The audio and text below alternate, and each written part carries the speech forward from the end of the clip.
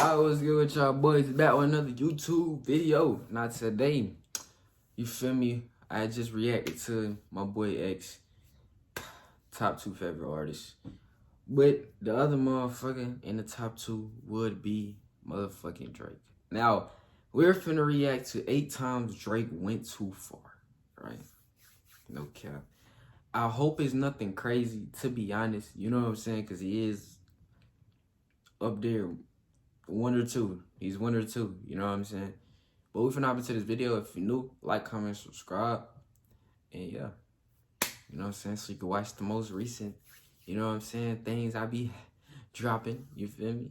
You know what I'm saying? Put the bell too. Hit the bell. You feel me? Do that for me. Just do that for me. You know what I'm saying? Alright, let's get into this video. 8 times Drake went too far. Drake's career has been steeped in controversy from the day he began stirring up buzz with his second mixtape, Comeback Season. His effortless switches between rap and singing were still foreign to mainstream rap, and it caused great debate over whether Drake could be considered a rapper. But whatever you consider him, Drake has spent the last decade building a massive... Believe it or not, like, the same shit, it's not like, you can't really compare it, but DDG was going through the same shit with music in YouTube, you know what I'm saying? You feel me? But Drake went through way more shit, you know what I'm saying? Dominating airwaves, becoming a household name, and taking the crown as the highest-selling male solo act of all time. But fame comes with a price. You don't spend that much time in the public eye without people dissecting your every move. And Drake is no exception. Over the course of his career, Drake has been at the center of his fair share of scandals and controversies. Over the past 10 years, has Drake crossed the line? Do any of his actions make you think that he's too far gone? Before we get started, make sure you like this video and subscribe to our channel. Now it's time that we let you decide for yourself. Number 8, his BlackBerry freestyle. In April of 2009, just 2 months after the release of his mixtape So Far Gone, Drake appeared on Hot 97 for an interview with Angie Martinez. At the end of the interview, Drake ran into Funkmaster Flex in the hallways of Hot 97, and Flex convinced Drizzy to hop onto the booth for a quick freestyle, but made one decision that puzzled fans. He read the entire freestyle off of his BlackBerry. Fans called out Drake, who defended himself by saying he preferred to think out and write his raps, rather than freestyle them. This wasn't helpful for Drake, who was already trying to defend his status as a rapper while battling an army of crying Drake memes and accusations of being the softest rapper ever. Interestingly enough, years later in 2016, Flex would go on record to say that Drake not only rehearsed that freestyle prior to it being filmed, but also intentionally left his BlackBerry out, because his team wanted to prove to his fans that he really wrote his own bars. I can't say whether Drake used his BlackBerry to fend off pre-freestyle nerves, or if this was a calculated preemptive defense against future accusations. I was getting stuck with my music. No wonder you don't see Drake on Funk Flex, my nigga. I always wondered, like, why he nothing was ever finished. You know what I'm saying? Blender really gives me exactly what I need. Now we see why. Number 7, his shots at Kid Cudi. In September of 2016, Kid Cudi went on a Twitter rant calling out hypocrisy in the rap game. Referencing rappers using multiple writers on an individual song, Cudi sums up the rant by naming various artists. He says, quote, "Ye, Drake, whoever, they don't give a F about me." 2016 was a rough year for Cudi. Always open about his mental health, the rapper had acknowledged that he was having a particularly hard time with his struggle against depression. In fact, just about a month after his Twitter rant, Cudi would check himself into rehab to help deal with his depressive state. Drake, who had yet to comment on Cudi's tweets, released the song 2 Birds, 1 Stone at the end of October, 3 weeks after Cudi's check into rehab went public. On the track, which mainly addressed his feud with Pusha T and Kanye West, Drake momentarily turns his attention to Cudi, rapping, "You were the man on the moon, now you just go through your phases." This was seen by many as a shot at Cudi's mental health issues, and Drake received widespread backlash for going too far with his diss. Pretty funny, considering a couple years later, Drake would be calling someone else out for going too far with their diss. Number 6, his set at Camp Flog Gnaw. With Drake pretty much living at the top of the charts for the past 5 years, it's hard to imagine him taking the stage at a major music festival and getting booed so hard he actually ends his set early. But that's exactly what happened in November of 2019, when Drake appeared as a surprise guest at Tyler the Creator's Camp Flognaw Music Festival. Like every year, Tyler advertised his festival with a question mark on the poster, leaving room for a series of surprise guests. After Frank Ocean fans misinterpreted several supposed clues about the mystery guest, they became convinced that Frank would be playing at the festival. However, this was not the case. After surprise appearances by A$AP Rocky and Lil Uzi Vert, Drake took the stage. Fans, believing there was more surprises after Drake's set, responded with boos and no's each time Drake asked if he could perform more songs. Eventually, Drake ended his set and left the stage. These next two songs, Bro, you just don't boo Drake. Like, who does that? Like, honestly, like. to do. These next two songs I'm about to do. And trust me, look. After this, we turn up, I'm out of here, you have a great fucking night. Make some noise for yourself one more time. I love y'all. I go by the name of Drake. Thank you for having me. Tyler, a massive Drake fan, later confirmed that Drake was intended to be the main surprise guest, and angrily scolded his fans for being entitled and immature.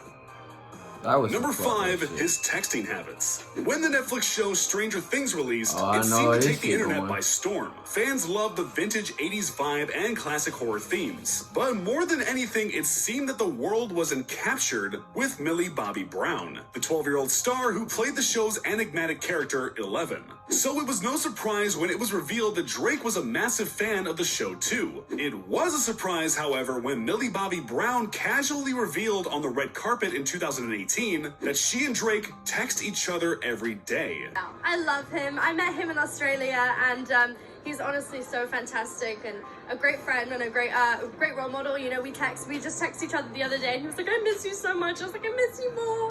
Brown went on to explain that Drake regularly gives her advice about boys, but declined to discuss the details of said advice. The internet was immediately alarmed by Drake's supposed deep friendship with a 14-year-old female child star. Many argued that the friendship seemed innocent, and Drake himself may relate to Brown as a former child star himself. But for some, the 18-year gap made the friendship feel inappropriate. These concerns resurfaced when it was revealed that Drake regularly texts 17-year-old singer Billie Eilish as well. Do you think Drake means well, or is this actually an alarming pattern? Number 4, his performance in Denver. It looks so bad, like, honestly, like, Drake, it's not looking good. I already knew what that shit was going. It just didn't look good, I'm gonna be honest. Amidst concerns about Drake's texting habits, an old YouTube clip from 2010 resurfaced in 2019. In the clip, Drake is performing at Denver's Ogden Theater when he pulls a young woman up on stage to dance with him as he sings. Drake, playing into his reputation as the rap game's Casanova, dances seductively against her, kisses her forehead, and then her lips. It's only after this that Drake asks the woman how old she is, and she replies, 17. Drake, shocked, asked her how she can be so young, stating, quote, "Why do you look like this? I can't go to jail yet, man." It's important to note that Denver age of consent is 17, and Drake himself was only 24 at the time of the incident, meaning everything was completely legal. However, Drake's playful taunts about her age alarmed some fans, who felt it implied Drake had little regard for whether the situation was legal in the first place.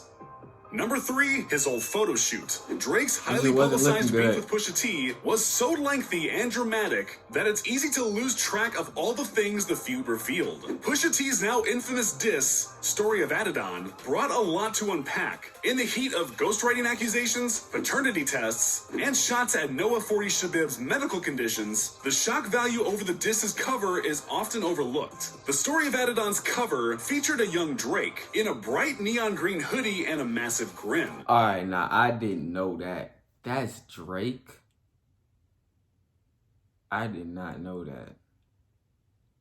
I did not know that. His face covered in black paint, also known as blackface. The act is considered extremely taboo in modern society and is considered extremely racist. Many fans questioned the validity of the photo, but Drake himself later confirmed they were real. When Drizzy finally issued a statement, he clarified that those photos were part of a photo shoot he did in 2007, which addressed the way young black actors were unfairly typecast in Hollywood, drawing a parallel to how black culture was misrepresented in early film and television. The explanation is pretty airtight, but without the proper context, the photo could have done some real damage to Drake's reputation.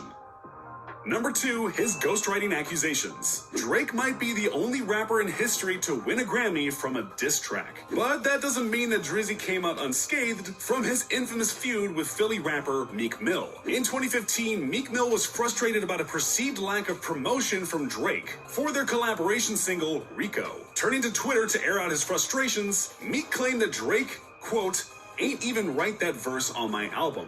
The accusations took to the internet by storm, and combined with Quentin Miller's reference tracks for If You're Reading This, It's Too Late, that had surfaced just a month earlier, many rap fans were ready to remove Drake from their top 5 lists. Drake and Meek moved on to exchange a few sets of disses, with Drake's track Back to Back ultimately winning over the public, and later earning him a Grammy. In a 2019 Rap Radar interview, Drake fully addresses the accusation, claiming that while he occasionally has help tweaking songs, all his songs that have done any damage were fully penned on his own. Despite this, Drake's reputation in the hardcore hip-hop fandom as a lyricist has never fully recovered, and he is still plagued by accusations of using ghostwriters today.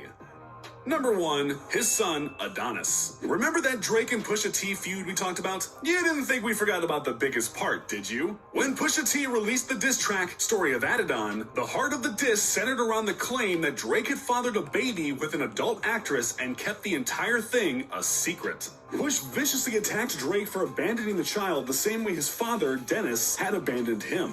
He also claimed that Drake had planned to unveil his son to the world with an Adidas campaign, which was later canceled because of Push's revelation. Drake stayed silent on the whole issue until the release of his album Scorpion, where he acknowledged that— You know what I'm saying? You ain't gotta get on my guy too much, man. We already know most of these. You know what I'm saying? It didn't look good for him, but you know what I'm saying? He been in the game for around a decade, over a decade. You know what I'm saying? So it happens. You feel me? So I hope you guys enjoyed. Like, comment, subscribe if you're new.